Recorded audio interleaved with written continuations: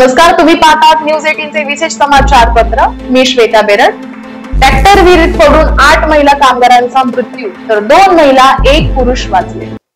आमचे प्रतिनिधी बालाजी देवकाते यांनी दिलेल्या माहितीनुसार नांदेड लगतच्या आलेगाव शिवारात एक ट्रॅक्टर विहिरीत पडून 8 महिलांचा दुर्दैवी मृत्यू झालाय। हळद काढण्याच्या कामासाठी या महिला ट्रॅक्टर मध्ये बसून जात असताना हा अपघात झालाय। या विहिरीला कठडा नसल्याने हा अपघात झाल्याचे सांगण्यात येत आहे। दरम्यान ट्रॅक्टरसह महिलांना बाहेर काढण्यासाठी जेसीबी क्रेनची मदत घेण्यात आली। या विहिरीला पाणी अधिक असल्याने मदत कार्यात अडथळा येत होता। दरम्यान ट्रॅक्टर मध्ये बसून या शेतकरी महिला मजूर नियमितपणे हळद काढण्यासाठी जात असताना चालकाचे नियंत्रण सुटल्याने ट्रॅक्टर थेट विहिरीत कोसळला आहे।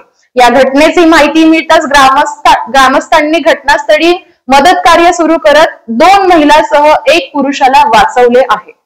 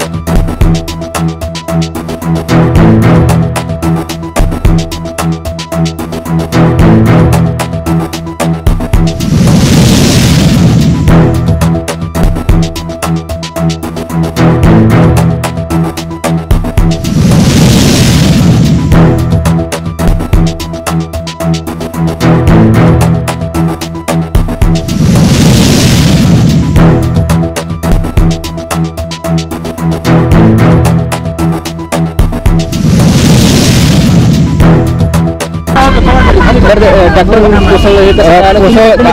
मी ट्रॅक्टर वरच्या मी बघलं ना तिथून धडेल त्याला बाया चिरकल्या मी पळत आलो वरच्या बनातून तुमची महिला पण ट्रॅक्टर मध्ये होती।